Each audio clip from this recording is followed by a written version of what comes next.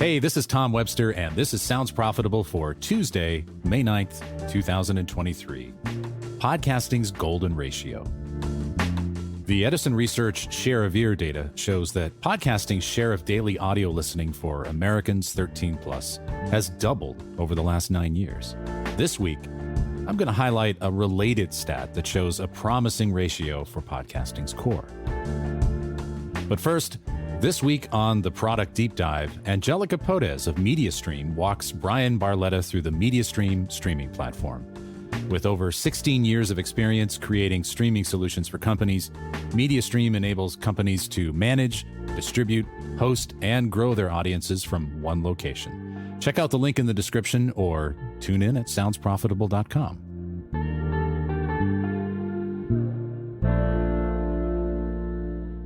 Well, hello, Captain Obvious here. I wanted to point out something in the latest share of ear data from Edison Research that, well, frankly, is staring us all in the face, but we need to talk about nonetheless. Edison's Insights newsletter last week gave us a little bit of good news about podcasting's share of total audio time in the U.S. Since 2014, back when Share of Ear began tracking all forms of audio, I worked on the project back then, the percentage of total audio time that Americans 13 plus spend with podcasting has more than quadrupled from 2% of total audio time to 9%. Now, over that time, the number of hours per day that we spend listening to audio has remained the same, really, about 4 hours per day. So those gains are real gains in what has been a zero-sum battle for our earballs. To math this up a little bit, that means that the average American now spends about 22 minutes a day listening to podcasts. Now, you might be tempted to see patterns in this number, like the well-worn but frankly not correct trope of the 22-minute commute. But no, 22 minutes does not, as we say in stats, reflect the central tendency of this data. The share of ear data is an average of all Americans, the majority of which do not listen to podcasts every day. So that 22-minute average is the product of a lot of zeros getting averaged in with some much, much higher numbers.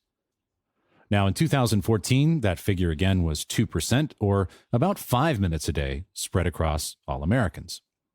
So in proportion to the share, the number of minutes per day that we spend on podcast listening as a country has also quadrupled.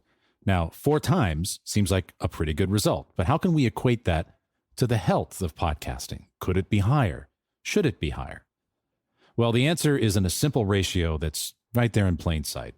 The relationship between the growth in time spent listening to podcasts and the growth in listeners. And for this, we turn to another Edison study, the Infinite Dial 2023 from Edison, Wondery, and Art19. According to the latest podcast listening data from that report, the current percentage of Americans 12 plus who listen weekly is now 31%. Now, in 2014, when Share of Ear started tracking cross-audio usage, that figure was 8%. My trusty Commodore 64 VisiCalc tells me that 31 divided by 8 is about 4, rounding up for dramatic effect. That means that weekly listeners over the same period of time tracked by Share of Ear have also quadrupled. So the time spent listening to podcasts has quadrupled, and the number of listeners has at least quadrupled. Now, averages are never simple. The people who have recently discovered podcasts are unlikely to be spending as much time with the medium as the people who've been listening for 10 years or more. What is more likely to be the case is that new listeners come aboard with a low figure for daily listening, maybe a few minutes, while longer tenured listeners continue to add hours to their already robust consumption. But the fact that the 4 times ratio for listener growth matches the 4 times growth for total share of audio and minutes spent is a very good thing. It means that we haven't yet exhausted our core. Let me unpack that a bit, as it's a bit dense. As long as the ratios between listener growth and actual time growth are similar, this means that podcasting is still on an upward trajectory. Either new listeners are listening a ton, or core listeners are listening even more than they used to, or both.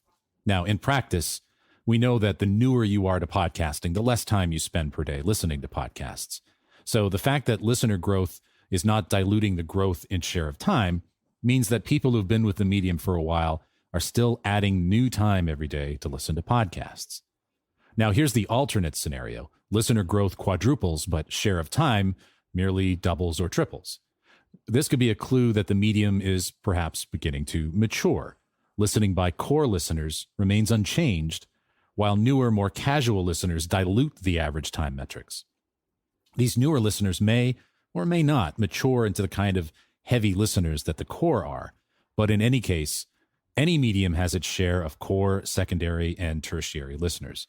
A change in that ratio between listeners and time could be a signal that core usage is slowing, and listener behavior is such that we are adding more light usage than heavy usage. But the Edison data shows this is not yet happening.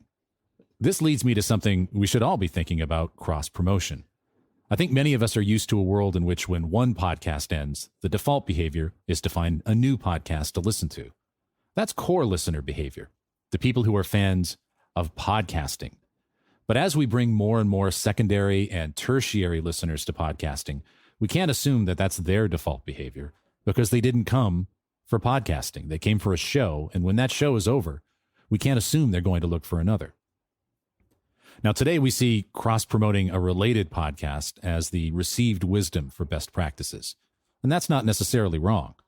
But if that one podcast promo doesn't grab the casual listener, they may very likely be back on TikTok and not Pocket Casts. So for some big tent podcasts, we might consider promoting not an individual podcast, but podcasting in general, the wonderful universe of content that is almost entirely freely available and easy to consume with apps you already use. Earlier this year, I was locked in a month of jury duty for the Commonwealth of Massachusetts, and I recall having conversations about podcasting with my fellow jurors. More than one said, "I don't really listen to podcasts," followed by a podcast that they actually do listen to.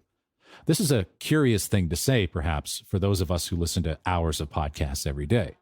But this is the gap we need to try to close.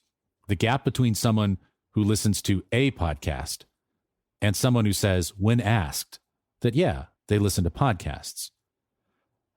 I mentioned last week about the fact that podcasting has never really promoted its more utilitarian benefits, like convenience and time shifting, at any scale to mainstream Americans. And I think this plays into that notion. For now, though, adding new listeners is not diluting or reducing the growth in average time spent listening to podcasts. And that's a ratio I'll continue to watch as we wind our way into podcasting's teenage years. One thing is for certain, though. It's easier to convince someone who listens to one podcast to listen to two than it is to convince a non-listener to try their first. Thanks again for listening to Podcasting's Golden Ratio. This episode was built using Spooler and hosted on Art19. I'm Tom Webster. We'll see you next week.